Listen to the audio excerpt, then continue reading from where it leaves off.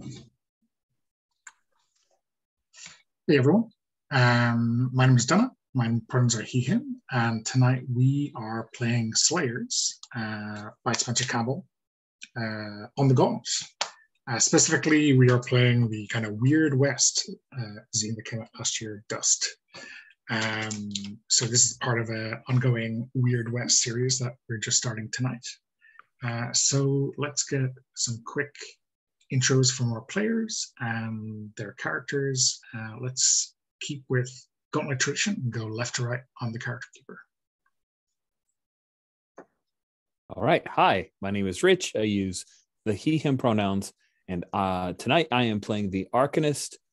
I'm going to say Arcanist. It may be Arcanist. I don't know. The character's name is Boyce Eberline. Thank you, random Weird West name generator. Boyce, I'm just going to play him kind of like the huckster from Deadlands. So his magic is fueled by playing cards, and he has several decks, and he does, sleight of hand magic and that kind of stuff. Yeah, that's Boyce. Awesome. Thanks, Rich. Michael. Hi, I'm Michael. Pronouns are he, him. I will be playing as Mallory Lewis, whose pronouns are she, her. She is the Deadeye, so uses a giant rifle, has an alchemical eye, cool stuff. So she is going to be sort of a, no nonsense kind of hunter who's been around for a while. Is kind of accustomed to using, technology or, whatever it takes. And she will probably be more than a little bit reckless. Awesome. Thanks, Michael. And Brandon. Hi, I'm Brandon. My character is Marielle Gomez. She, who uses the Gunslinger playbook, which means that she has what in this genre is a very rare item, which is a 6-shooter. She was a steadholder who became a slayer when her husband was butchered by a wolfen, and all she found of him was his gun. And she has kept that. It has been rune carved and such since then, and she has named it Santa Maria. She is very religious and prays, and sometimes it's hard to know whether she is talking to the gun or to her patron saint. She has been killing horrors for years and has deep scars, both inside and out, and affects a stoic demeanor for the most time, but which masks a deeply caring heart. Okay, good stuff. So to set our scene a little bit, let's do a hard frame. You've been sent out from the town at the heart of Dust, which is Dust Bowl, and you've been sent in the vicinity, or you've ended up in the vicinity of the Hold, which is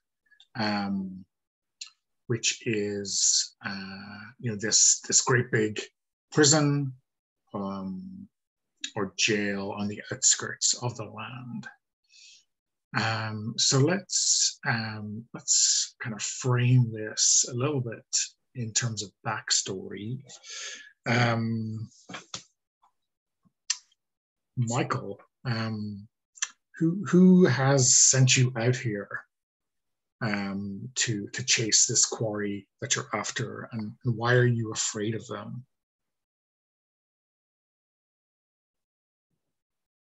I was muted as I search for a name generator. Is it afraid of what we're chasing? Oh, afraid of who sent you. Afraid of who sent us. Okay, that's why I was asking. I was very ill prepared for this. The person who sent us is... Come on, internet.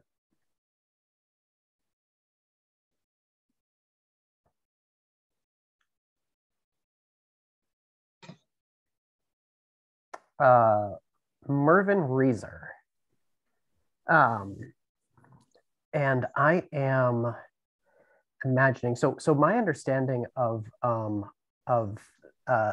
this, the sort of dust region in general, is that there are a lot of, kind of people vying for control. And I imagine that this guy is better off than most.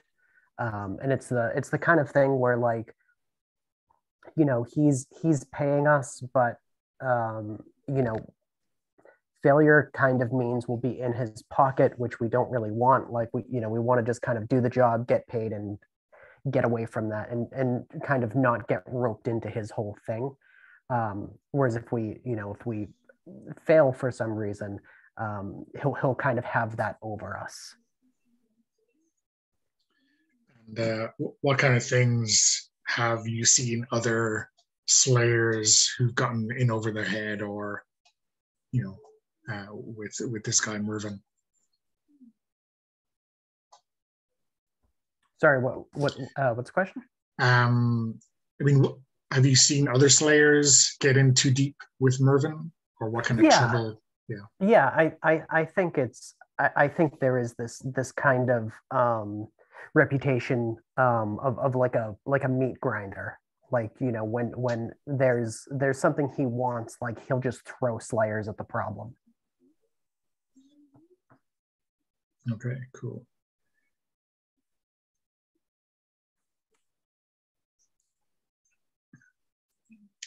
And Brandon, who or what have you been sent out here after?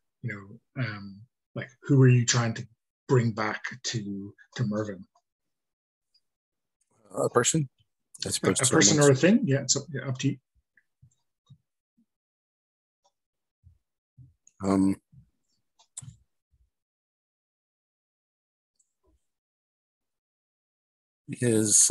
going to say that her name is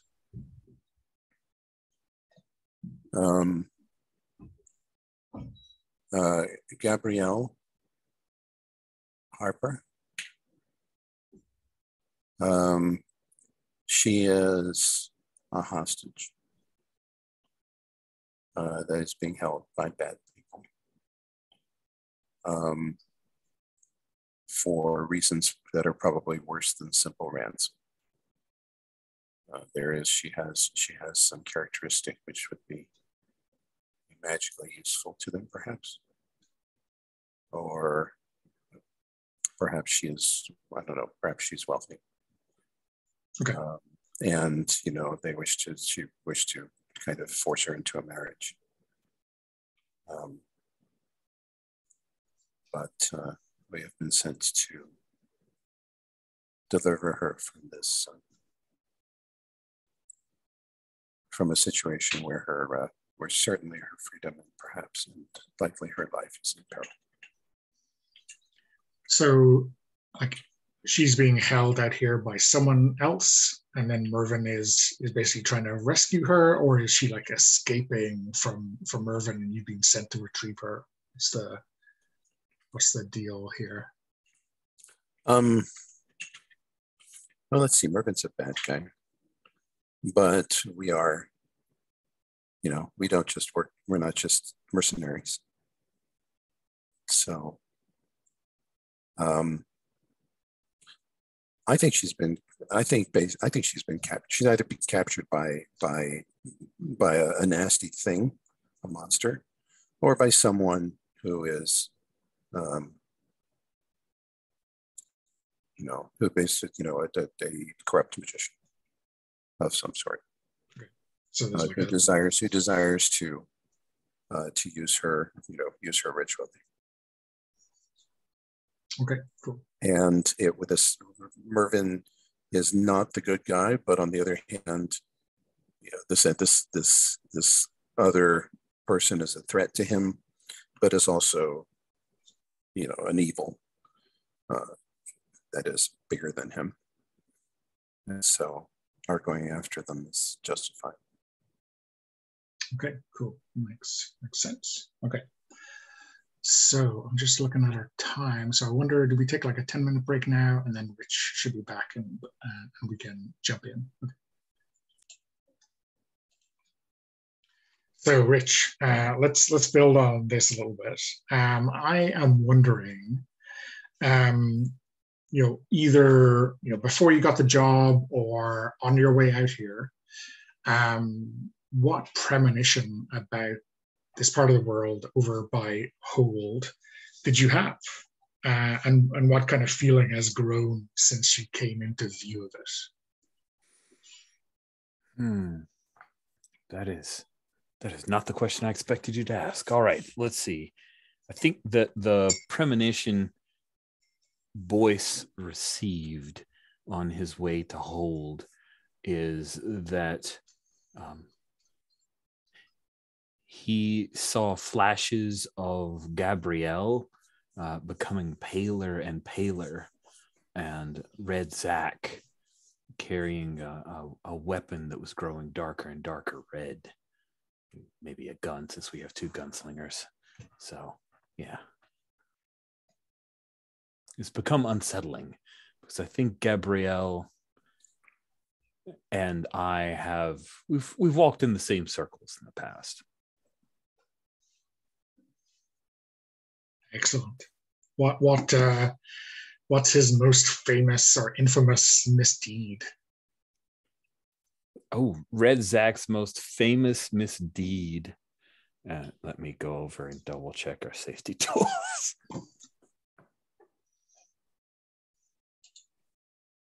All right, cool. I think he robbed a bank, killed everyone in the bank, didn't take any of the money, just opened a safety deposit box.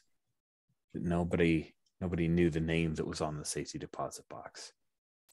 I don't know, was he there to kill a bunch of people? Is he some kind of vampire? Or was there something in this? There's been Tenpenny novels, I think, or the Penny Dreadfuls, and there's been at least one novella written about this. And were you riding with Zack at this time, Boyce, or you just heard this story through the grapevine?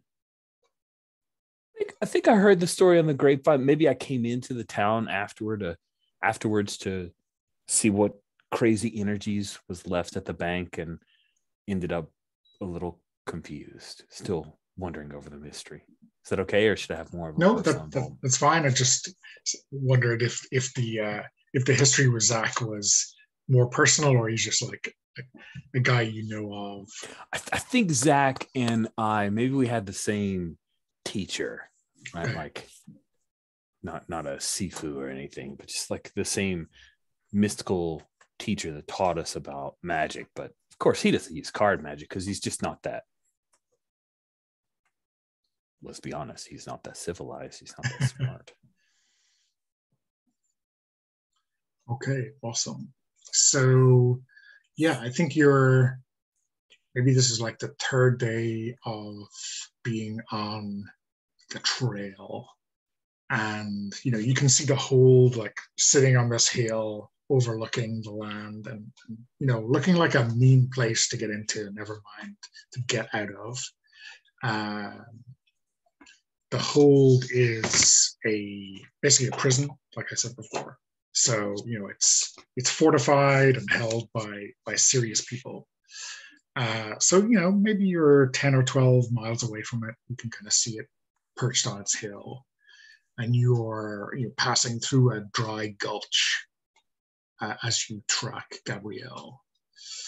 And I think the wind is picking up, and you get these little dust devils forming in the gulch, which doesn't seem right.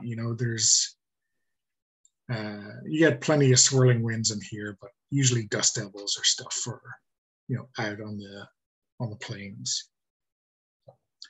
And I think this maybe gives you like a warning that something bad is about to happen.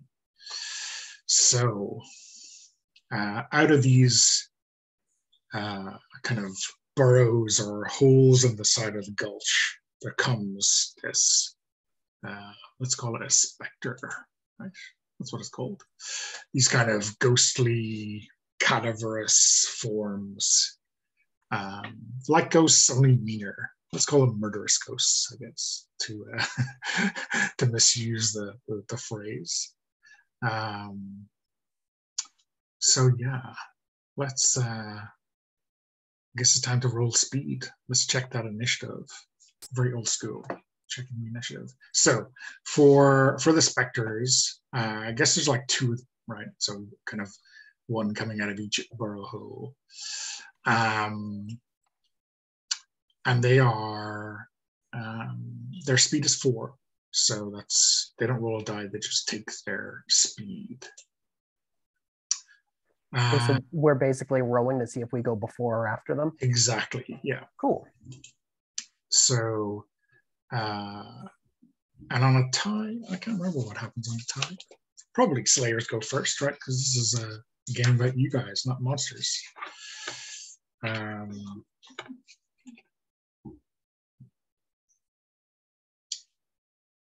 Yes, if a Slayer is tied with a monster, the Slayer goes first. If 2 Slayers are tied, they decide who goes first. That's cool. So, roll your die and let me know what you get. I got a 4. So I tied and will be going just before they do. And you can put yourself at near range. You know, they are, you know, it's not a narrow gulch. You're not like, they're not on top of you before you already see them. So you can put yourselves at near range, a short sprint away across the room or street. Okay. Okay. So does that mean that they're one move from engaging us? If they're yeah. So if you're one move from engaging with them, and they have, I guess, as you might suspect, they are mostly about the engaged, but they are not without anything at far range. Okay. And Brandon, do you want to roll your speed? I do. My thing locked up, so let me just do it again.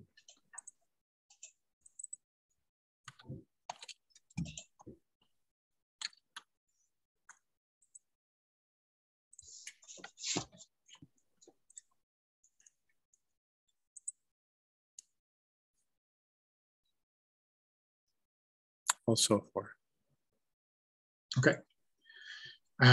So yeah, I guess we have Marielle going before the specters, and then Voice. So who wants to go first between Mallory and Marielle? You can go first, Marielle. Oh, I always defer to you.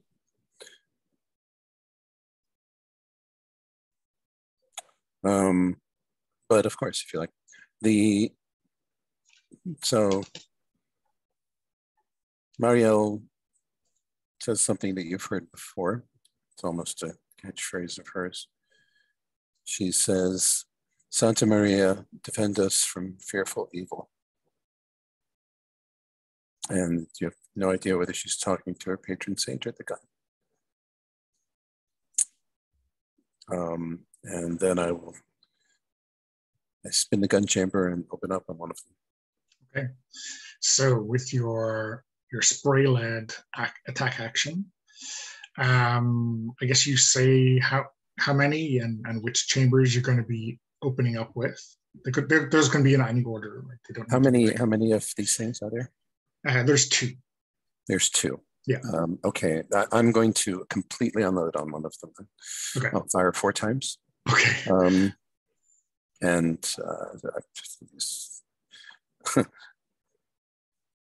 Don't let them roll 1 of surviving and say, as a Slayer, don't let them get their claws into you. Okay. Okay, so here we go. So yeah, you're gonna like untick the chambers that you're using so that we know, which of your special chambers you're going to be firing off, and yeah, roll that many d6s.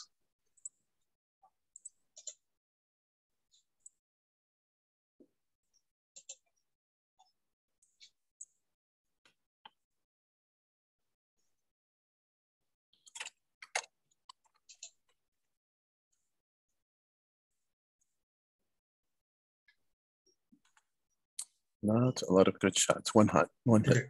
So your third shot hits. So chamber 3, which yes. is the tar. Yes. And so these are as I negotiated. The Santa Maria fires ghost bullets. They act just like regular bullets, and the gun sounds like a regular gun, but you never find the bullets, as it's as if they did their damage and weren't there. And it's useful because it works against immaterial things just as well as material entities. She doesn't seem to reload so much as pray over the gun. So the third, yes, the spray of bullets, the ghost dodges them all except one, which is like a it strikes it and spreads over it like a web almost of glowing material. Okay. And snares it, but doesn't do any damage. Okay, cool. So yeah, I think we see that like the specter that gets hit by this kind of spiritual web, knocked into the side of the gulch, and like this just covers their chest and kind of almost pins them to the rock face, which will take a little bit of extra. I guess it'll kill one of their actions in its turn. Okay, so that's your attack action. What are you going to do with your next action? So you got, again, let's reiterate, you got a quick action, you got a move, and you got a skill. Those are the 4 kind of things you can do in your turn. I will do reload. Okay, cool. So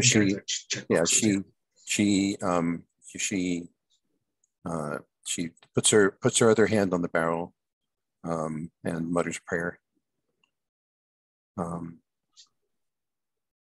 God to keep her strong. And Brandon, what do people see like when your ghostly or your kind of spiritual revolver reloads? They see anything happen, or do they feel something happen? If you're magically sensitive, which both of you are, in a way, because you have the voices the magician, and Mallory has the alchemical eye. It's as if she's taking, it's just as if she's reloading the gun, except that she's not getting the bullets from anywhere. They're obviously not material. So she just sort of opens her palm, and there are 2 shells in it, which she shoves into the gun. Shells that, but there's never any brass and there's never any lead, in the aftermath of a fight. Okay, cool. So Michael, onto Mallory. Yeah, so I imagine Valerie is having been kind of crouched down, checking for tracks, and just kind of slides her rifle up without standing. And I'm gonna take a shot on the other Spectre and see what happens. Okay, so I hit for 3 damage. Yeah, 3 damage. So that is doing a hell of a lot of damage, but it's still up and going. So it's Michael. what? How does your gun seem? Is it a big bore rifle, or is it a a more slender piece that just does a lot of damage because it does? Ooh, I In other like the words, idea of it being more slender. It's yeah, it looks looking at it doesn't look like it should pack the punch that it does. so it's your accuracy that makes it do so much damage. Well, Perhaps. I think part of it is the idea of sort of the technology behind it, like in the same way that your guns have like a magical element. I like that the idea that mine have like a science angle to them. Cool. Maybe a cool looking scope. Yeah. Okay, awesome. So yeah, I still have You my still have quick one action, action, right? yeah. Cool. Yeah, so I want to use my quick action, analyze, which lets me study the behaviors of these creatures. Do I roll for that, or No, you just pick which of those, and you okay? Because it didn't sound like something I rolled for, but it also starts with the word study, which is one okay. of the actions. So I was like, is it cool? Yeah, I want to give Boyce advantage on his attack. Okay. So what do you learn, or what info do you pass along that will benefit Boyce? Yeah, so I imagine it as kind of turning my mechanical eye towards them to kind of get a sense of how they're moving, because they kind of came out of the sand, right? So yeah, kind of relaying to Boyce sort of what it seems like they're kind of like tethered to, in that kind of sense, like getting a good sense of where to strike them. Okay. So yeah, this specter that you just shot, screams in kind of rage at you, and it is still like they're kind of coming out of the burrow, but not moving. So this is a Howl Attack, which does have range. So I'm gonna roll a d8 for. Wow, I'm a GM and I'm rolling the dice. How weird is that? I don't know. What's the world coming to? What is the world coming to? It's like, okay. Ow, nasty. So yeah, this howl hits you back, Mallory. It does 1 damage to you, and next turn you'll take 1 fewer action, so only 1 action. And this is like, what does this howl feel like to you, Mallory? Like, how does this really do that kind of damage to you?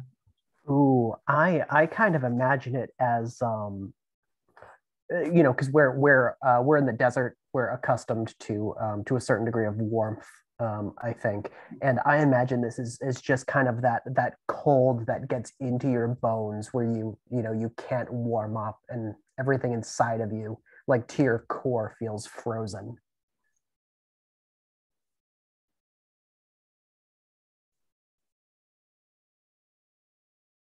Oh, you're unmuted. I'm muted. That sounds awesome. Yeah. And the other guy, the guy who was kind of tarred to the side of the canyon wall, is like tearing at these, and then just kind of bursts through it with like this. I think maybe it also uses that howl, but like directs it at itself, and like the webbing just sheds away. So that's its action, to free itself. Rich, what are you gonna get up to? Okay. Can you give me a quick, like, what are the enemies we're currently facing? Oh yeah. So you have these two specters who have just jumped out of these kind of burrows or these kind of little caverns in the side of the gulch. One has taken a kind of a shot from Mallory's rifle and is hurting, but not out for the count. And then there's the one that was pinned to the side of the wall by Marielle's kind of tar bullet. So that is what you're up against right now. Okay, cool. And did the one that was pinned try to free itself? Is that what? Yeah, so it spent its action to get free. Okay. So one thing you do know, right, is now that you've seen them in action, these specters, they're not that fast. They have one action in a turn. Okay. So if it so that attack, the tar attack from Marielle, kind of pinned it for the round. Okay. And I have advance, or I have advantage. Yeah, I have advantage. Yeah, you have advantage, which means you're gonna every time you would roll a die, you're gonna roll 2 dice and take the better result. Nice. For the next attack, yes. Cool. So were we on horseback? We did not. We did not. I'm A-okay for specify. not. I think based on Mallory's description, she was down, kind of tracking, so like off the horse. So maybe the terrain is rough and you were leading the horses, or maybe you're on the horse. It's completely up to you. I'm going to say Boyce is probably on the horse. He likes the comfort of the saddle. So he will reach. He does I'm going to reach into my holster, but it's actually a deck of cards. And he flips open the tuck box, grabs a couple cards, flings them, and they start to turn into this purple energy rectangular thing. And he is going to cast a hex on the one that was just slowed and freed himself when Marielle had done. And so he's going to cast a hex there. And in order to cast the hex, I'm rolling with... So you're just rolling 1d6? But I'm rolling 2d6. But you're rolling 2d6, yeah, for advantage. So you mark 1 point of corruption after resolving the spell's effect. And you could boost this spell by taking an extra corruption, and then you add an additional d6, which I guess would mean you're rolling 4d6 and taking the best one. Right. Boost. Well, actually, the boost effects last 2 turns. Yeah, for hex. It chooses the. It doesn't give advantage. It chooses the effect. And your boost is a D8 instead of a D6 because you took that advance. Oh, right. Okay. So, did I roll 2d6 or did I don't know. Yeah, I was supposed to roll 2d6? Yeah. I mean, I did roll 2d6, you had advantage. but was I supposed to? Yes, because you had advantage. Right. You had advantage anyway, so you didn't boost, but you had advantage, so you didn't necessarily need to okay, boost. fair enough. I will take 1 corruption, and now I need to... You need to choose an effect. Again for a Bane? Or choose an effect. Okay. Yeah. Sorry. I'll get it down. I think they have guns, right? So target attacks nearest ally. They don't have guns, but they're right next to each other, right? Because they burst out of the wall of the gulf. Okay. So yeah, that's right. You said that one was shot by Mallory. Okay. Yeah. Cool. Yeah. I'll have him attack his buddy. He's free. Cool. Yeah. He'll finish off one of them for us. So. And do you see something change in its eyes when that spell takes effect? I think the same purple that we saw in the cards. Maybe they look like purple diamonds for a moment because he was hit by a 4 of diamonds. And now I roll another d6 that will be my Bane, or I roll a d6 against my corruption. Yeah. So okay. Yeah. So after resolving a spell, compare the highest roll die to your current corruption. Okay. So good. I don't have to roll again. I got a 4 and a 5. My corruption's a 1. I'm golden. Yeah. So you're fine. So obviously, at this stage, you're fine. There's no backlash to magic, right? But I'm sure we'll get there. Okay, so yeah, there's only one die roll for this, which is awesome. No double dipping for multiple effects. Okay, awesome. So that is our first round of combat. Give ourselves a pat on the back. We got through it. So now let's roll, or you better roll for your initiative again. So see where we're at.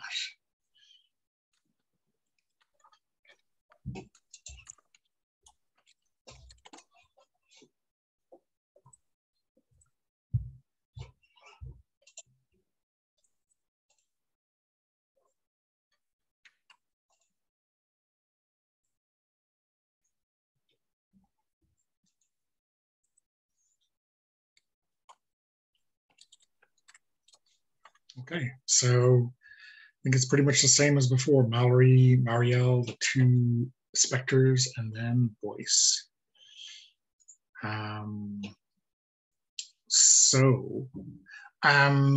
Mallory, I guess, presumably, you've been hanging out and slaying with Boyce before, so you must know that one of these specters is going to be attacking his fellow. Like you see those eyes glint up, and you automatically know what it's going to be happening, right? Yeah, I think that makes sense. Okay, so I guess, yeah, let us know what you're going to do and which of those you're targeting. Yeah, so I'm going to target the other one, which is the same one that I shot before. Yeah. So hopefully pump another round into him, and then maybe his buddy will finish him off. Let's find out. Oh, I rolled a 2, so I do not hit. That's a miss, but it's not a natural one, so it's not affecting your bullet size. I mean, what does this look like? Is this like the effect of the howl is kind of seeping in and putting off your aim? But yeah, I like that. Like everything feels kind of stiff, and yeah, just like you can't quite get the accuracy that you need for the shot. And what does Mallory look like when she's frustrated having missed a shot like this? Oh, she looks actively annoyed, and there's no there's no disguising it. Like she's probably cursing under her breath. Okay, cool. And then your second action. Yeah, so for I guess so analyze has checkbox next to it. Does that mean that I have to do all of the things? No, so that's just like a reminder to mark them out. They're not really necessary. You're not picking them and precluded from picking them again. So gotcha. Okay. Actually, I would actually like to learn about them from the hit I did at least. What do they have for HP? So their hit points are 7. Okay, so the one that I hit is still a bit over half. Yeah, so he's at 4 out of 7, and the other is still 7. Okay, that is good to know. So yeah, I mean, I think for specters or ghosts in general, you can kind of see damage, but they're not really slowing down or really affected by that like a person would be. Though maybe if you were to leave this fight, they would slowly start to drain their spectral energy because of the effect. But yeah, they're not like bleeding out or anything. Okay, cool. Brandon, how about Marielle? Well, I know that the one has been hexed. Yeah, right? I mean, I guess the same question. So does that means that it's not going to attack us, right? It's just going to. Yeah, the second one is going to pile in on the specter that Mallory wounded last round.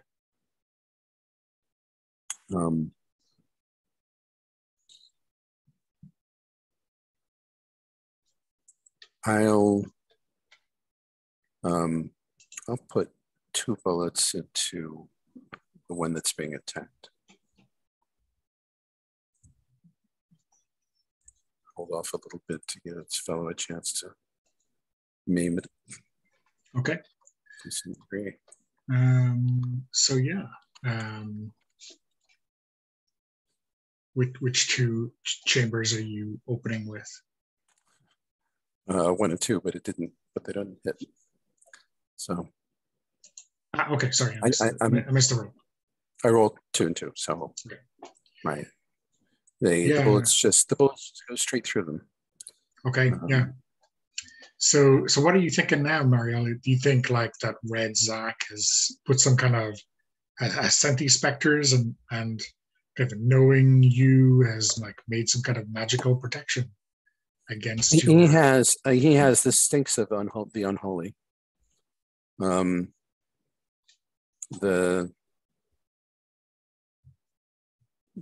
Regular ghosts, even murderous ones, don't have protection from God against God. This just confirms that Red Zack has made a pact.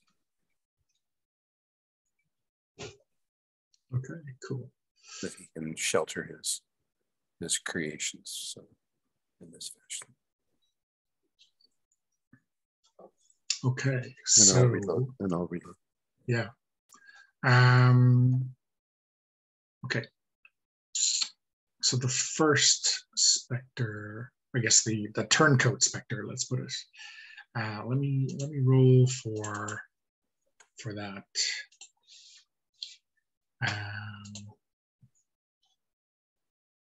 No, I think I rolled a 2 for that specter on D8, so that's not great. I think it turns to its side and howls in rage at the other specter, but that energy just like passes straight through the specter as if it's just not able to take effect. It just like passes through like the wind. And the second one, I'm gonna have move in and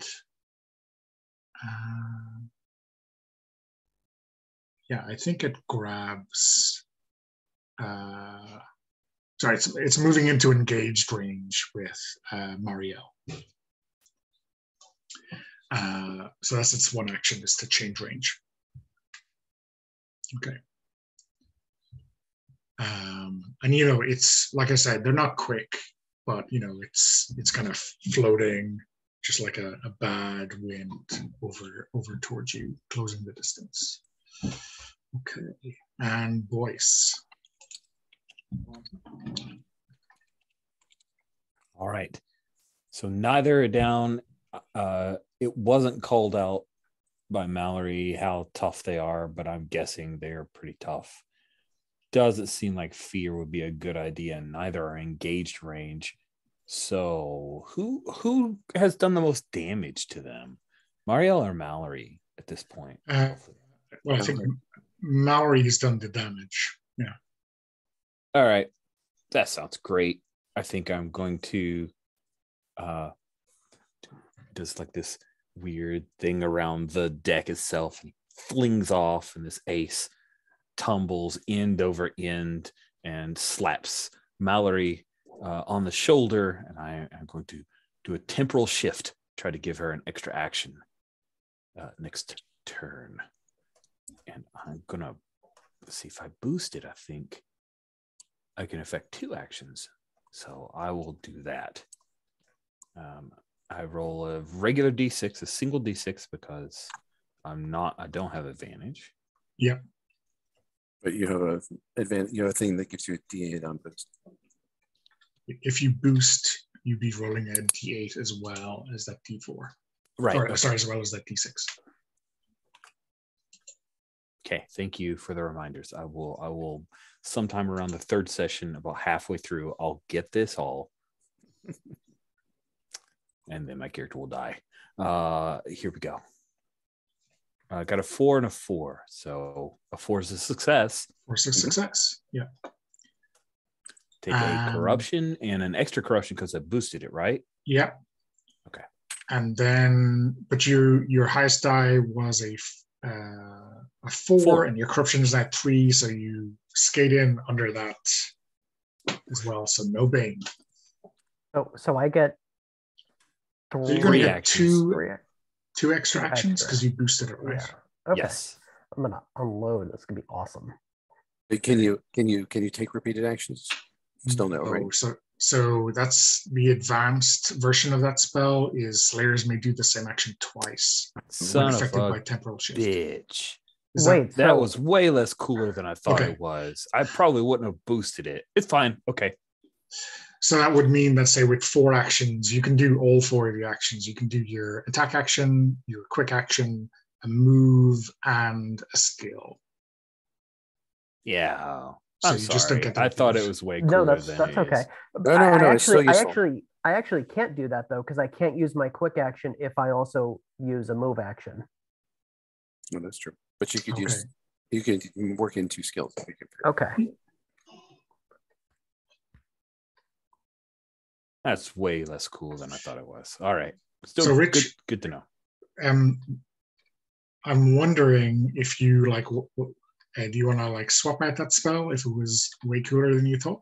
You want to go for that energy bolt after all, or? It's okay. I'll write it out. I think down the road, giving somebody some stuff. Plus, I can flip that around to screw enemies. Although I don't really screw them, they can still attack me, right? Well, these guys only have 1 action, so 1 for your action is okay. So is wiped. Yeah. Knowing this, can I just say that I did that to one of the bad guys since it doesn't exactly benefit Mallory or make her attack more? Is that okay? Yeah, that's fine by me.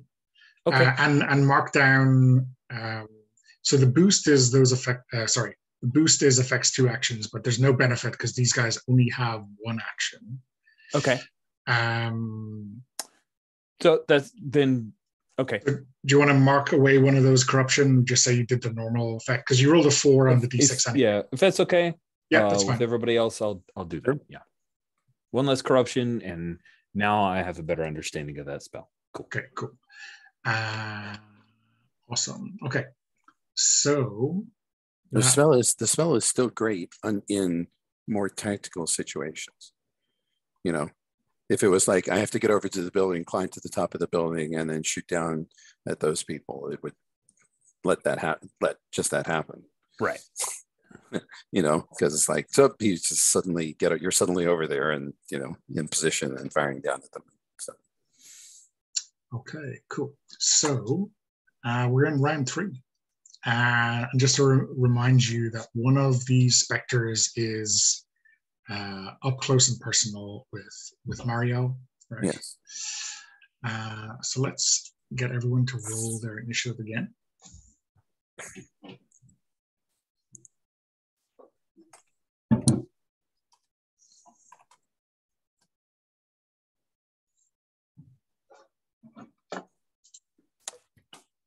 I don't know if you guys noticed this, but I asked John Grimm, the developer of Roll With Me. I was noticing that people were adding a modifier but not adding dice, and it would roll it and just show the modifier as the total, and people would get all confused.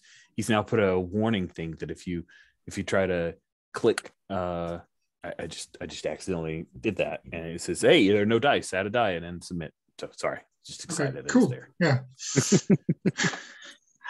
I think I rolled a 1, so I think what that means is that I was sitting on my horse, and when the thing got close, my horse reared and felt me. Yeah. Okay. So I don't take injury from it, but it spoils my quick shot. Cool. Okay. So Rich, I think you're going first. Yeah, I am. So I have a weird question. Yeah. Can I just shoot a dude with a gun? Because I don't have rules for it. You do not have rules for it. It is true. So let me double check that I didn't miss something really obvious when I did the character keeper arcanist. Yeah, there is in fact nothing for like normal weaponry for you. Yeah, I think the only thing that you can do for an attack is your unique class ability. Well, everybody can brawl, right? Well, okay. Everybody Let me can just say, I think everybody- that's dumb. No, I'd say but- everybody can brawl at least. But I can't shoot a gun? Sorry, I'm not trying to argue with you guys. No, I'll I'm play not. the game No, as yeah. written. I think that's really stupid. Yeah, I mean, it's. I guess you're kind of painted very strictly into your playbook class, right? So, Okay. I guess Feeling that dumber, I didn't take out energy bolt now. 'Cause I thought I could take energy bolt, but I could probably just shoot a dude with a gun. It's the Wild West. That's fine. I actually don't see anything in the book that says that brawn does physical damage either. Yeah. Brawn is not brawl. No, brawl. No, I was brawling. Everybody does a point of damage brawling, I believe. Because you have an advantage that says you do too. Okay, cool. Then what I will do instead is I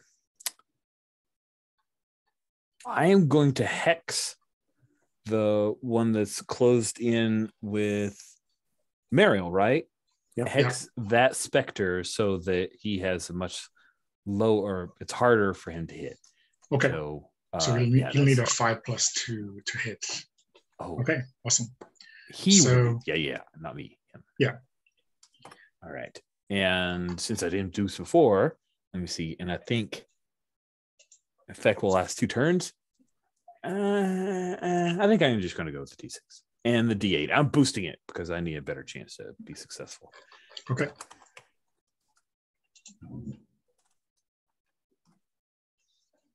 That is terrible. A 3 and a 1. Okay. So I guess we get to see what the Bane rules are now, right? I think we do. Yeah. So your highest roll is a 2, and you're up to 4 corruption. I am up to 4 corruption. Okay. So yeah, roll a d6 or roll 2d6, and see what Bane you get. So it says may re-roll your Bane roll, right? Choose which results to keep. So I think we just roll 2d6 now and cut to the chase. 6 and 2. And I get to choose. And you don't want the 6. Yeah, I don't. So next spell is with disadvantage. Sucky. Also, the magic seems to be weak. Like the fire and the energy in Nimbus has started to dim in the hot sun. It's not good. We need to finish these guys off, guys. I'm running out of juice here, y'all. So do you want to do something with your second action? Do you want to like quick purge your corruption? That's a good idea. I'll do that. I'll roll a d6 to purge corruption.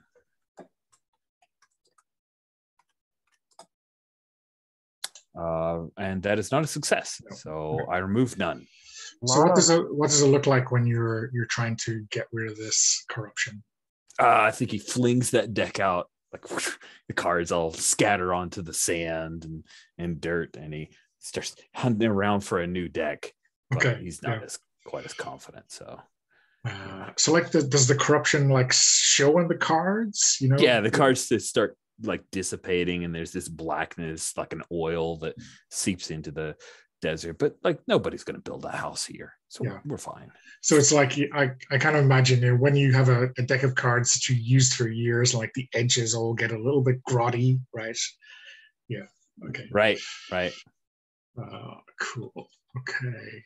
So then we have these 2 specters, one of whom is on top of Marielle, and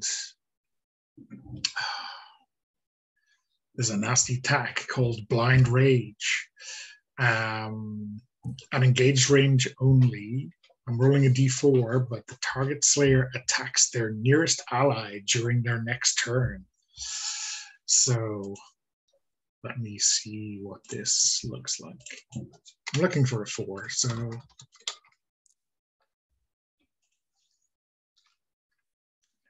no.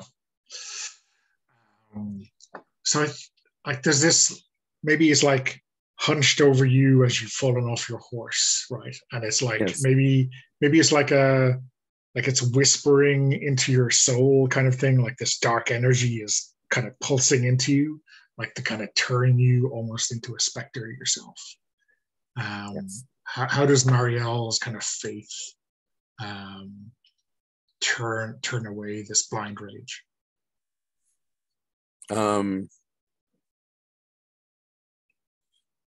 Marielle holds forth her cross and says,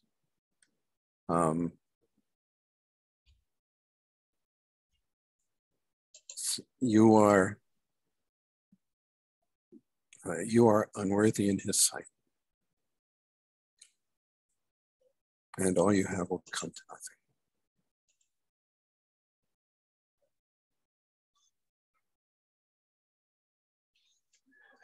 Okay. And then the second one is going to howl again at Mallory. I think. So let me change the dice around. Okay, so that hit.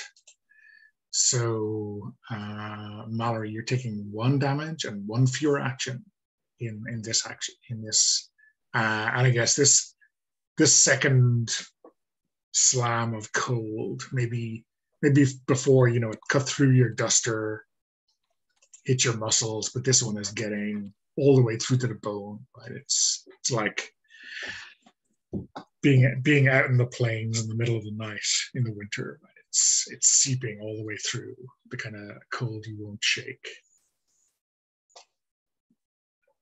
But I guess you get to respond. Oh, is it my turn? You're on 3, right? Yes. Yeah, I think despite, the warm day, we see Mallory start to visibly shiver. I am the one that yelled frost at me is the same one that I shot before, right? Yeah, the same. Yeah, I'm gonna shoot that one again. Hopefully, anyway. And what did it do? Did it point of damage and takes one of your actions? And takes one of the actions. Okay. Oh man, that was so close to being a crit. Okay, so that's a hit. It takes another 3 damage. Okay. So what does this look like? I think you definitely see it like on its last legs. It's kind of a shell. Yeah, I like the idea that its mouth is still open from shouting at me and just fire right down its open maw. Oh, awesome. So is this something like maybe it takes the head clean off and there's all that's left is the body, right, or something like that? Oh yeah, that's cool. Okay, and Marielle, here's your So, action. Marielle looks the thing straight in the eyes and then closes her eyes for a moment and say, Jesus, Mary, and Joseph, defend us, protect us in our time of need. And I'm going to empty the gun. Okay, so you'll have to move first, right? Because you're at engaged range. Oh, okay. So you have to scramble away. I scramble away. I roll away. And brace the gun against my arm and pull the trigger.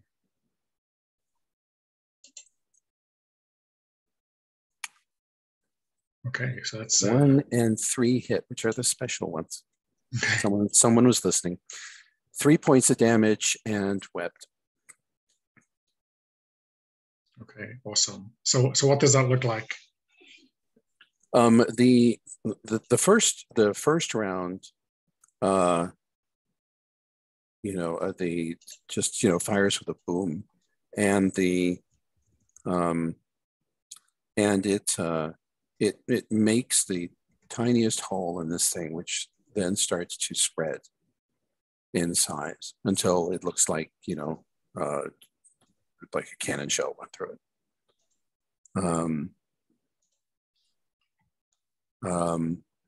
And the third bullet glows with just becomes a burst of heavenly light that dazzles it.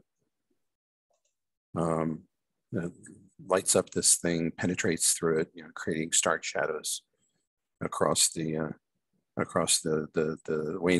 desert and its waning light. And it cannot see. Okay, awesome. So I think we'll call that combat here. They have certainly this round had their asses kicked. I think as quickly as they erupted, they kind of dissipate back into their burrows. I think maybe the guy without the head takes a couple of attempts. maybe it's time for a comedy moment. Okay, and I'm looking at our time. I think it's a good time for a break. I have 4 minutes to the hour. You want to say back at 5 past? Does that work? Sure. Yep.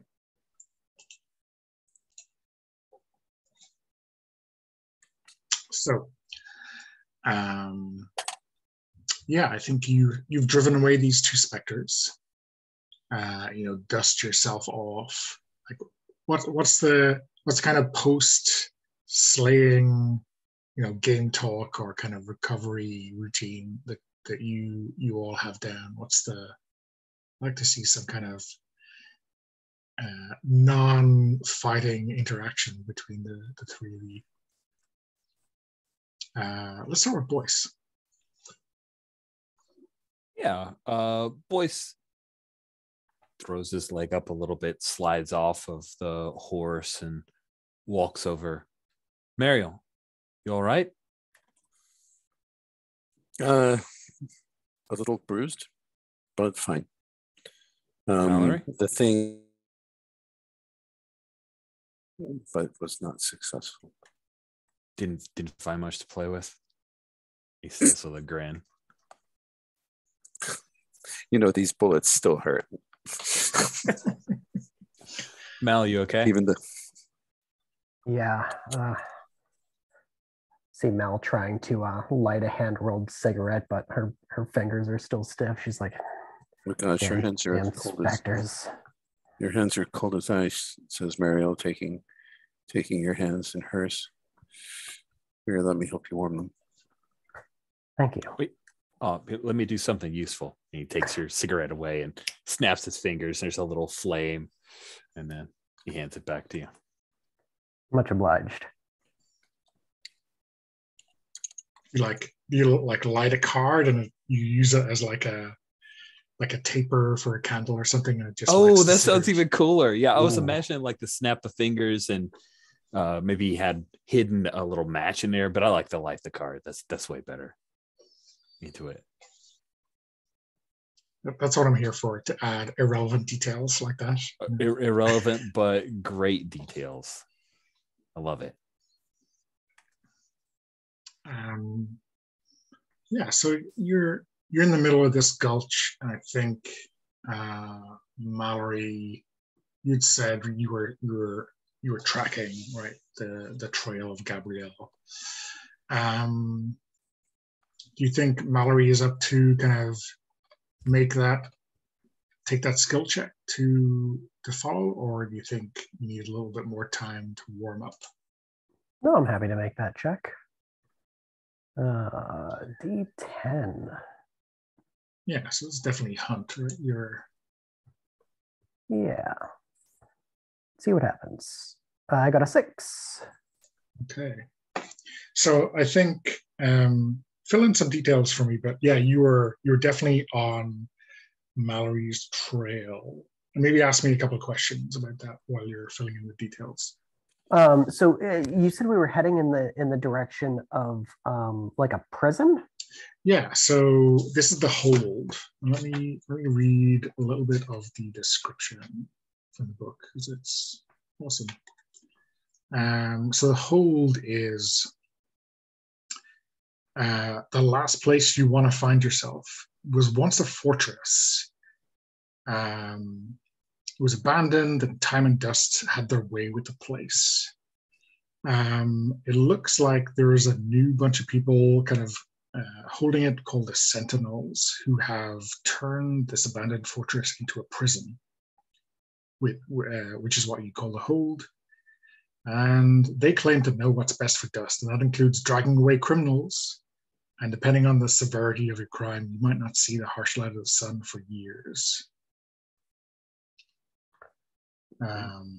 So yeah, I guess it's kind of a, no pun intended, kind of dark specter overlooking dust. Why what's the guy's name? Zachariah? Yeah. Zachariah, why would Zachariah bring Gabriel here?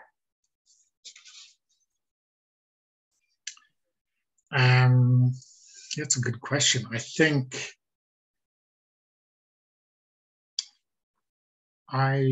maybe Zachariah has, bamboozled or, used his magic to kind of get into the hold. Even if he's a criminal, the sort of which should be locked up, he kind of rules the roost on at least one of these towers.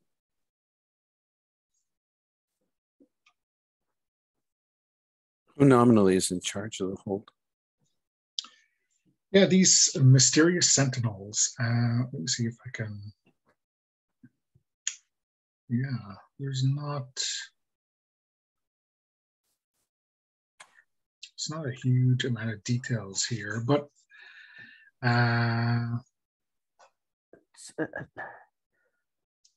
where do the sentinels get their like authority? Like are they like bounty hunters? Are they like the judges and Judge Dredd? Is it?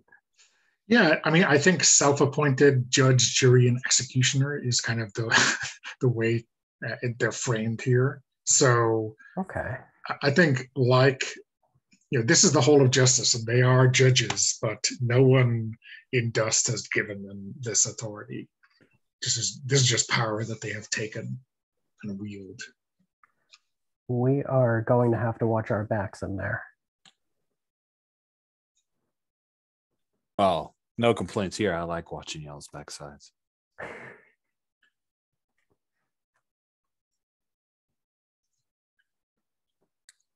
Be careful, or I might take you up on that one of these days. So let me ask you a question, Michael, about what you see here. Like, do you see that Zach has taken Gabrielle physically, or is there one of his minions, or maybe there's some kind of magical compulsion that's being cast onto Gabrielle to go here? Ooh. I like the idea that we said that he wants to use her for some kind of ritual, right? Yeah. So I like the idea that he didn't put any kind of spell on her. Like he doesn't want to spoil the ingredients. I do imagine him bringing her himself. I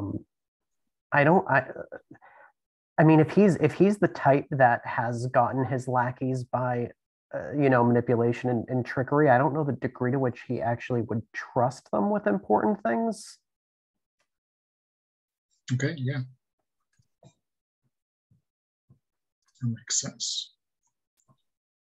And here's probably another question. How far ahead do you think they are? Do you think you can catch them before they reach the hold, or how much leeway do you think you have? Ooh. You said we were what, like 14 miles out? Yeah, I think I said like 10 or a dozen miles out. Yeah. I think it's gonna be close. And I imagine too that even I imagine that the closer we get, like the more likely we are to run into Sentinel, patrols or them coming back or heading out anyway. So I think we probably have a really like slim window before we actually have to kind of go into the fort. Yeah. Or the hold, rather. Sorry. Yeah. Okay. So, let's check in with Boyce and Marielle. Like, are you, you're not the hunting types, but like, how are you kind of disposed to try to chase these guys down, to chase Zach down rather, before they reach the hold? I don't want to deal with those sentinels, so the catching them ahead of that seems like the best choice, wouldn't you say, Marielle? Yes, I think we'd have to ride like hell, though, if we're going to catch them. Oh, riding like hell sounds fine to me.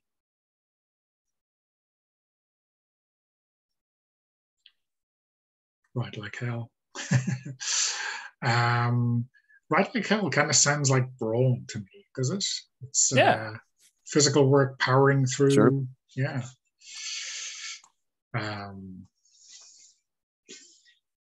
So what do we think? Is this like a group check? I think. Yeah. Or an individual check?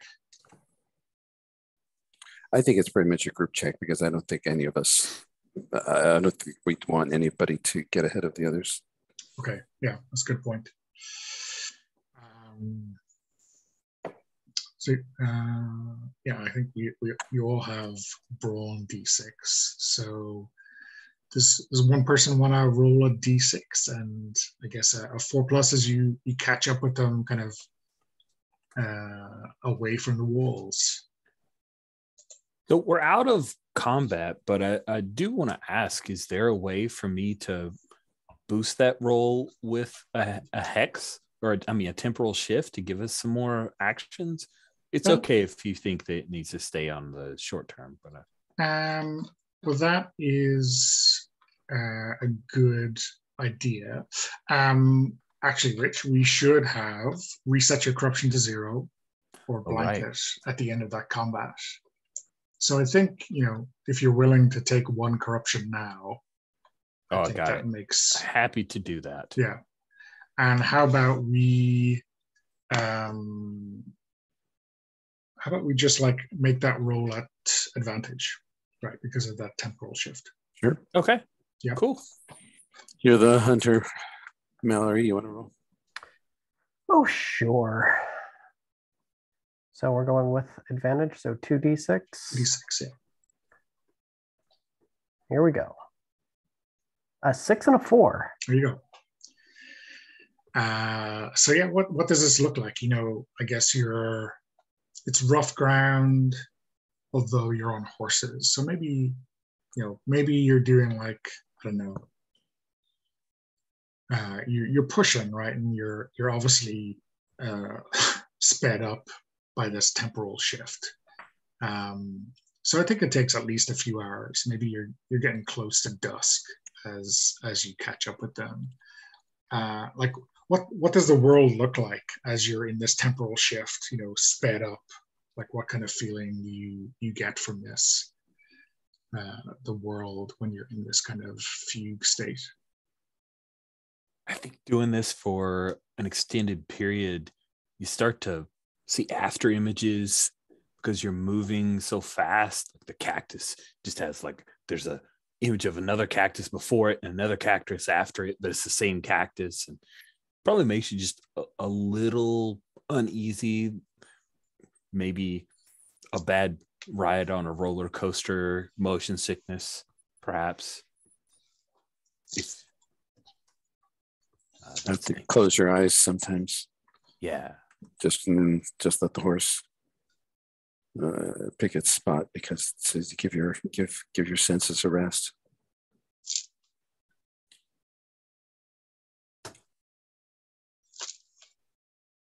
Okay, awesome. So, yeah, I'm looking through the short bestiary to check out what we might make Zach. So these are beasts that are 3 foot or less.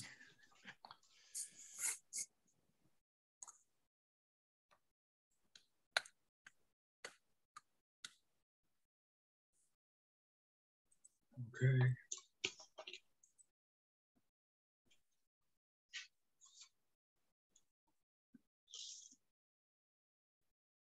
Okay, let's go with that one. That looks pretty good. Yeah, so I think you're like maybe a gunshot away from the walls of the hold by the time you catch up. And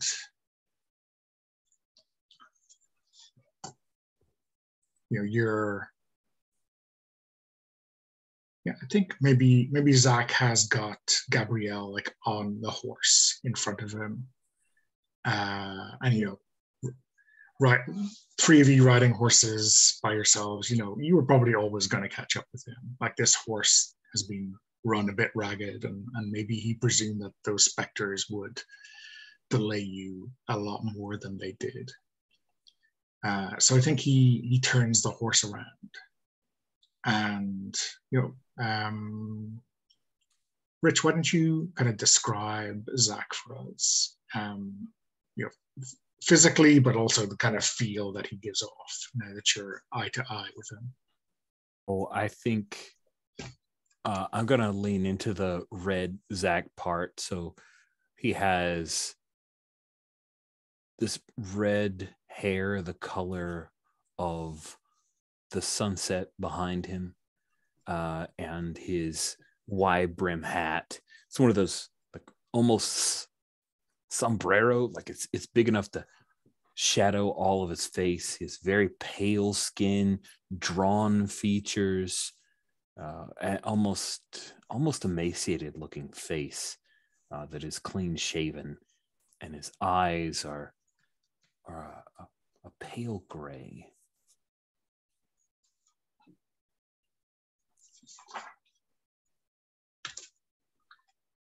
So yeah. And I think, he tips his hat at you boys, and you can see that kind of strange grin that looks maybe a little bit unnatural. Yeah. Like there's something like off about it. I will shout at him. You've lost this game, Red Zach. Cut your losses and let it go.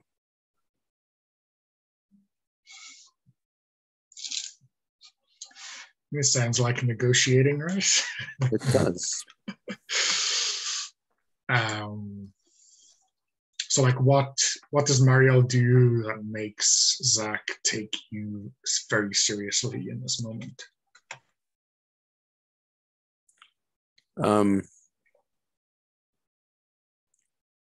Red Zach is used to people who are afraid of him.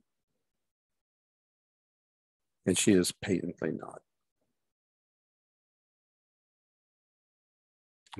She meets his gaze, that strange gray-eyed gaze, with her own, and she doesn't look away.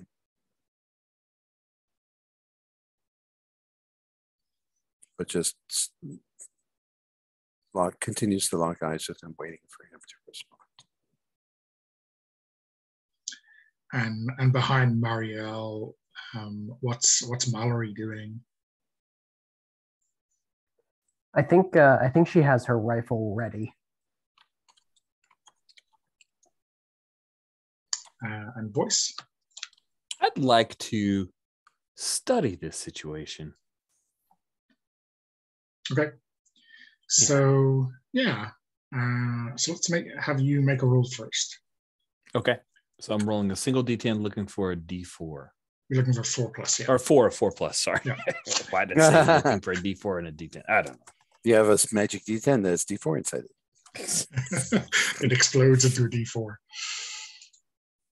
Or maybe. Oh, that's a fail. That's a fail. Dadgum. So yeah.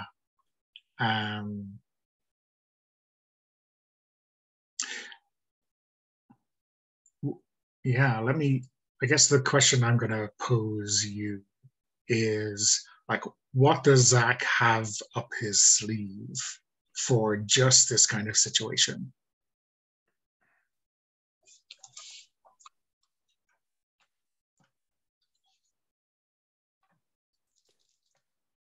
He's done something to Gabrielle. So even if we retrieve her, this isn't over. What kind of thing?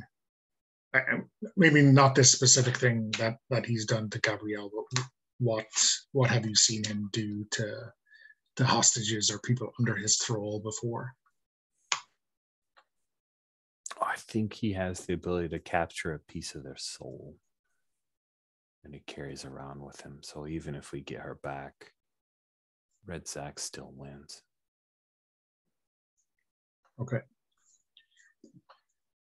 So Marielle, yeah, why don't you roll your negotiate and see how he responds to your thinly veiled threat, or at least your confidence. Well, sheer confidence and that 6-shooter on her.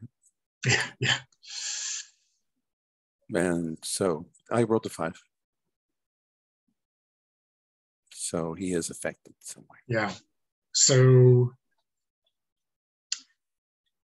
I think he looks back at you, because he was like concentrating on voice, and says, sorry, my dear, what was it you said?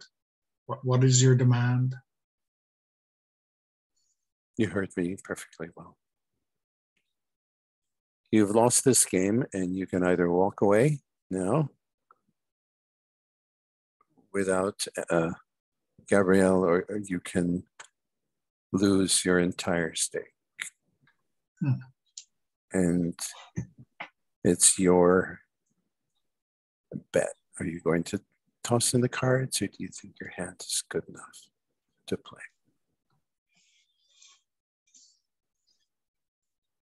And she is on relaxed hair trigger. Yeah. So in other words, she's in a very, very relaxed pose, almost like a calm Zen breath pose, such a thing. Meaning just ready for explosive violence, but not making a move. Yeah. And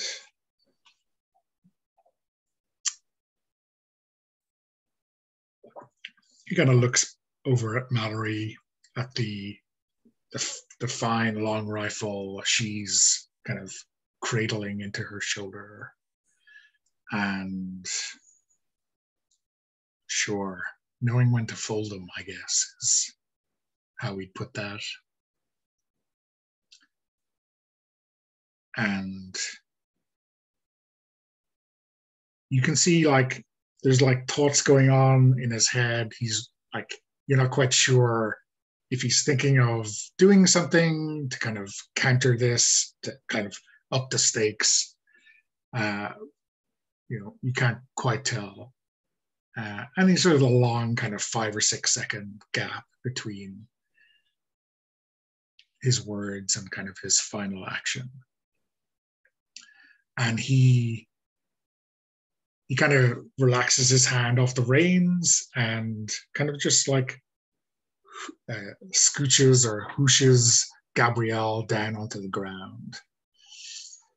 And he slowly kind of kicks the horse into like backing up, like walking backwards away from you. kind of Oh, now, Red. Oh, now. Hold on now, friend. Let's just What is it, boys? let's take a moment and see if you left her whole, if you know what I mean. Miss Gabrielle, come on over to us now. Don't be afraid.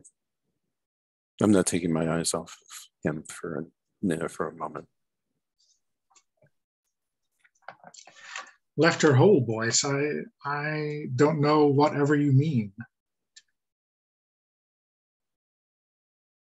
Now, come on. I remember the tricks that old Gold taught you. You don't know the half of them. You were too Maybe busy not. with your shiny cards, weren't you? He starts kind of folding, doing the thing where you use your hand to cut the deck in half, and he flips a couple of cards over. Jealous of my cards. Always been jealous of my cards, Red. You lost this one. Just hold on a moment, and then we can part as, well, not friends, but. And he kind of points behind him, like up high. And I think you see something glint in one of those towers. Maybe you're the ones who should quit while you're ahead, or not so far behind, at least.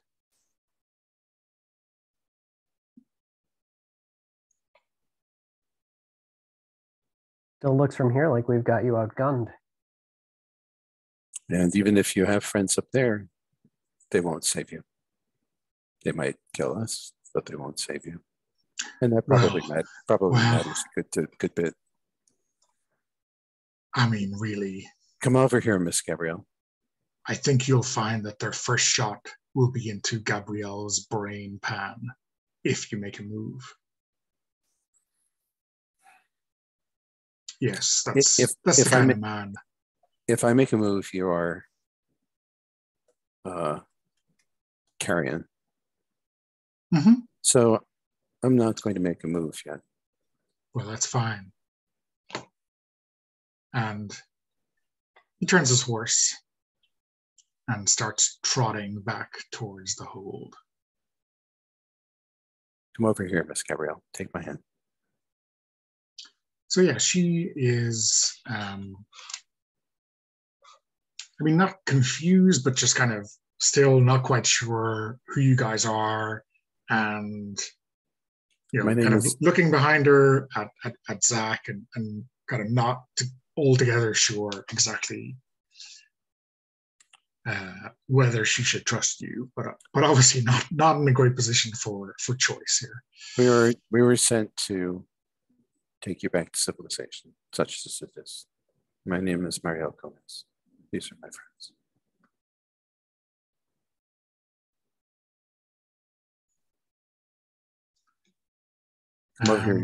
Come over here and mount up behind me.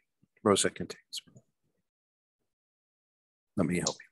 So yeah, I think she shuffles over towards you, kind of looking suspiciously at Boyce and Mallory. Michael, do you want to fill in some details about Gabrielle? Paint a quick picture of her. And maybe, I think that's it for now. Sure. Okay. She is, late teens, 19, maybe 20, dressed pretty simply. Did we say where she was from? All we know is that we were sent to get her by that guy whose name I don't remember because I'm so bad at names. Mervin. Mervin, yeah. So I guess Dust Bowl, but maybe somewhere else previous. Yeah, I imagine her as coming from a family that probably didn't have much more than kind of their struggling little farm, and whether she left willingly or was captured or was traded. I don't know. But she definitely looks like she hasn't been off of the farm long. She still has kind of simple clothing. She looks, I mean, growing up on a farm, she seems like she's at least a reasonably tough person. But there's still a lot around here that's new to her, and I think her eyes are kind of darting around a lot. But she's keeping quiet. Okay, cool. And Rich, I mean, how can you tell that there's like this magical power or energy within her?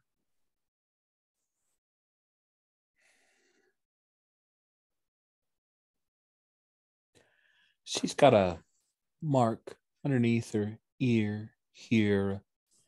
One might think it a scar, but I have it, and Red Zack has it. Kind of binds us together in a way.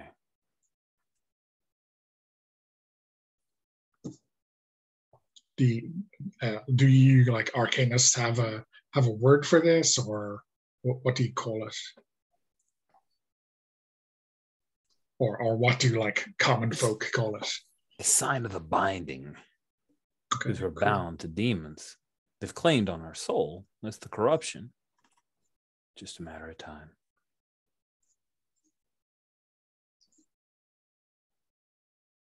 Awesome. Can you tell something about the nature of her demon from the mark, or are they all kind of I pretty need to similar? study it, and I do have a D10 study, which Yeah. I try to roll a D4 with for some reason.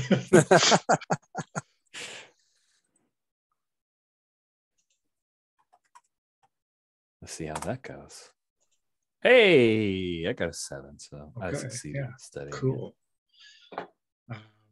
So yeah, you can make up something or ask me a question. So I have to make up something. I think whatever.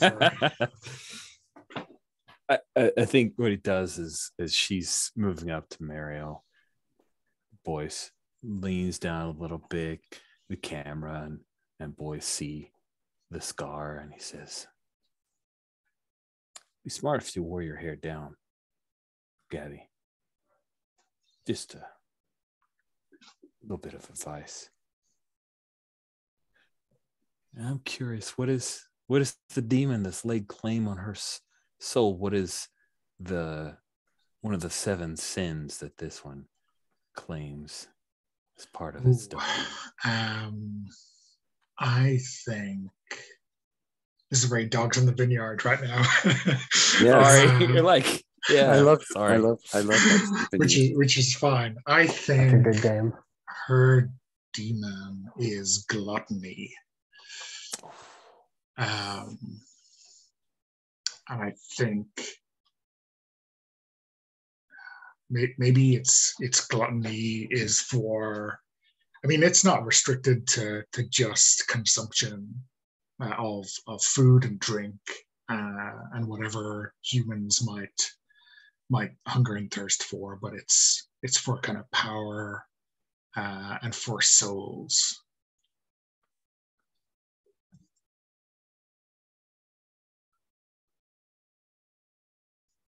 That's awesome.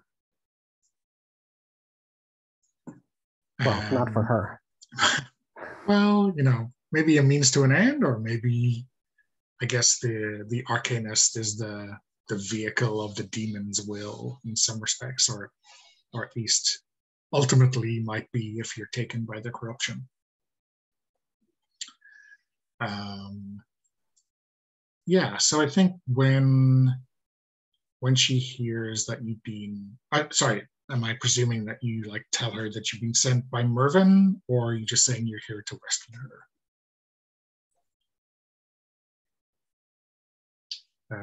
Marielle, I think, given that you were talking to her. I'll fill her in as soon as we are, out of rifle shot of the fold. Sure, yeah. Or behind suitable cover, and then I'll explain.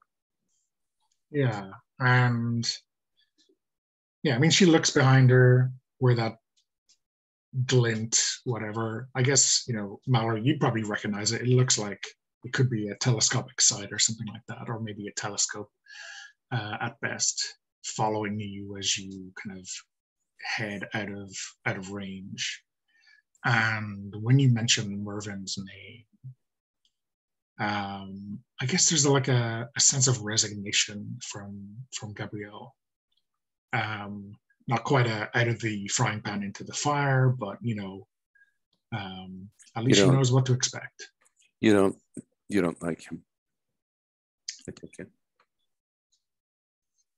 I think Mervin would say that he doesn't care much if anyone likes him or not. I understand. Well, he's got no call on you as far as I'm concerned. He just desired that Red Zach not use you for his own purposes. We're not required to deliver you up to him. And if you've got some other place that you want to go, once we've made it clear that you've been rescued, that's fine with me. Although that is the agreement, right? That you retrieve and return her to Mervin, right? Well, we have to bring her back to Mervin to show that she's been freed from attack. But after that, we're not required to hold her prisoner.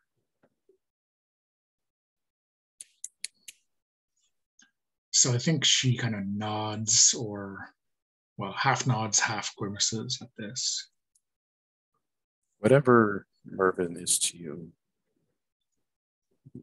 you've been delivered from a very wicked man. And that may not be much solace, but still. I mean, Mervin has a hold on you, does he not?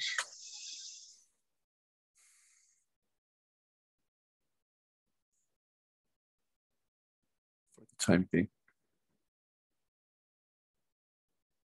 The only one who truly has a hold on me is our Lord and Savior. And he will judge Mervin in his time.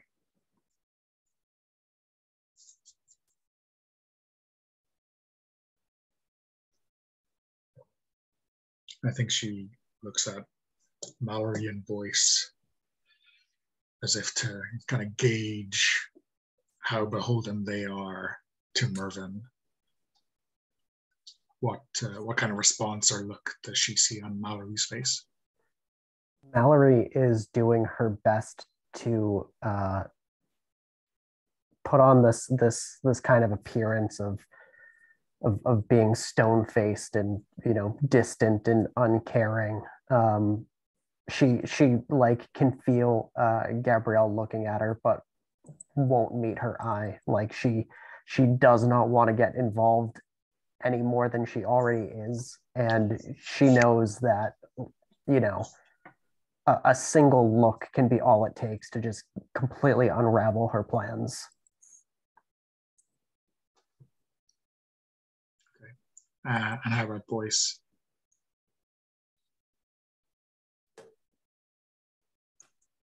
You'll be fine.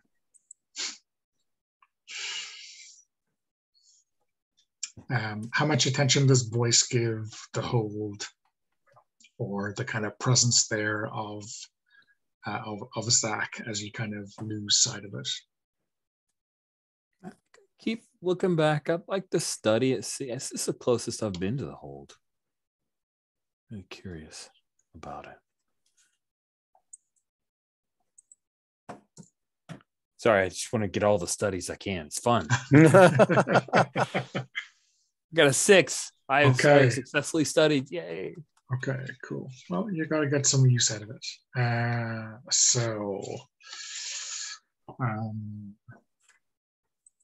Just ask me a loaded or an open question, and I'll see what I can do for you.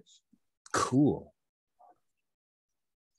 What kind And of this may power? be something you notice or something you've heard about in the past Yeah. that kind of makes sense now. What kind of power do I notice coming off of the hold?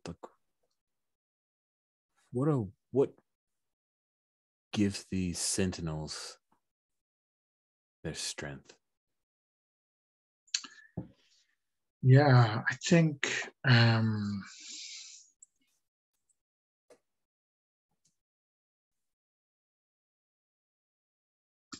think what you kind of just piece together is that once upon a time, when this fortress was abandoned, a lone gunslinger rocked up here and maybe, stayed their hand with mercy with a target. And then, other slingers started to come to the place. So the Sentinels are basically like rebranded slingers.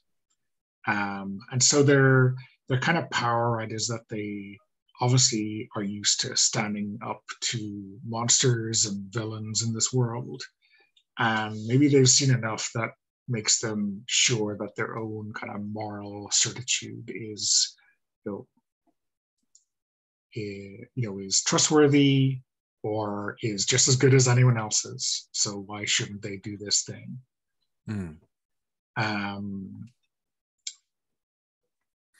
So this is the Slayer retirement plan? yeah, maybe. But I think you kind of sense something else inside these walls. There's something like a grander purpose to them. They're just not picking up criminals or dangerous beings. There's like a specific set of monsters that they are hunting. And it's, they have appeared in the past and are not around right now, but they are expected to return. And those are the 4 horsemen. Oh my.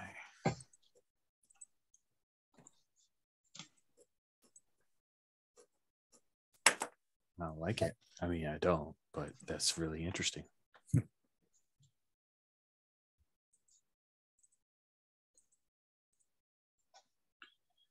So if the hold is like overkill for common criminals, it's not designed for them. It's not prepared for them. It's prepared for these 4 special inmates.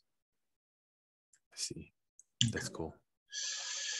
So yeah, I'm just looking at the time. How about we get a quick picture or kind of vignette of you all on the way back to Dust Bowl. Maybe we get some kind of insight into your character. Maybe you get some kind of insight into Gabrielle on the trip. So let's do that in character keeper order, if it's all right. So let's start with Boyce.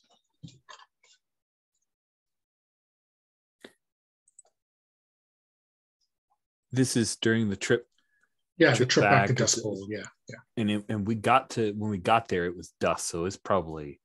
Are we traveling at night? Do we stop? I'm mostly checking in with Mallory and Marielle. Do we pull off to the side of the road at some point late at night, pitch a tent of some kind, or do we keep riding on with the moon as our guide to try to get us back to town?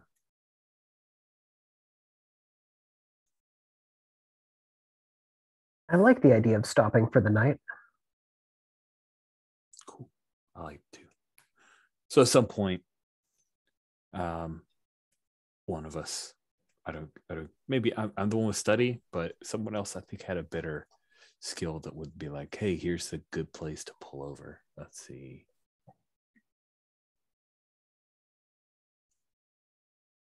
Hunt. I would imagine that Mallory might be the one to suggest, hey, pull over at this. Let's stop here. Maybe it's near a nearly dried up creek, and we pitch tent and build a campfire, and there's a bit of activity. Gabrielle's not asked to do any work, and I think Boyce has a harmonica, and with just the crackling of the fire, he plays a little bit of a few tunes, just something to keep things light, put people's spirit to rest.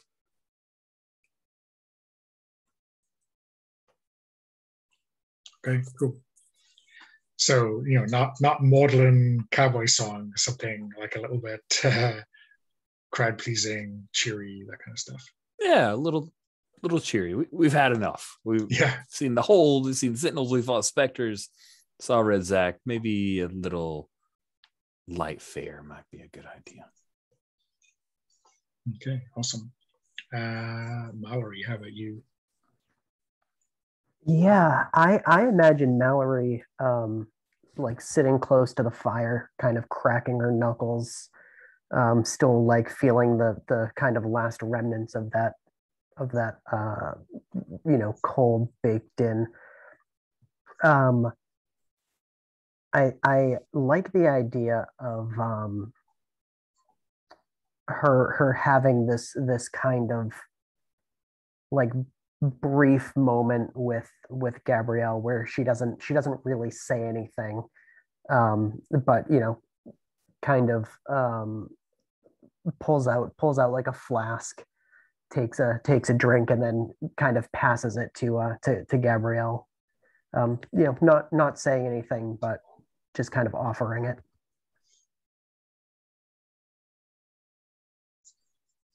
Okay.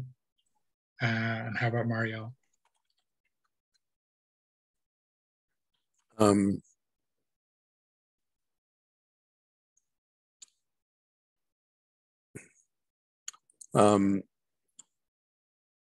Marielle fetches a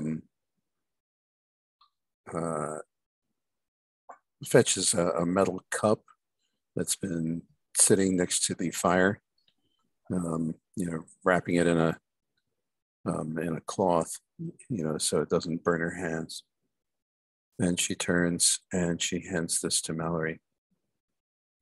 And she says, this is Flora de Santos, and it will take the chill out of your hands, but you need to drink it all. Thank you. What's it taste like? It tastes. It has an almost lavender-like smell, with a bitter tang at the end. All right. Yeah, Mallory. So it's like lavender it. tea, except it has a bitter note or two at the bottom of the cup.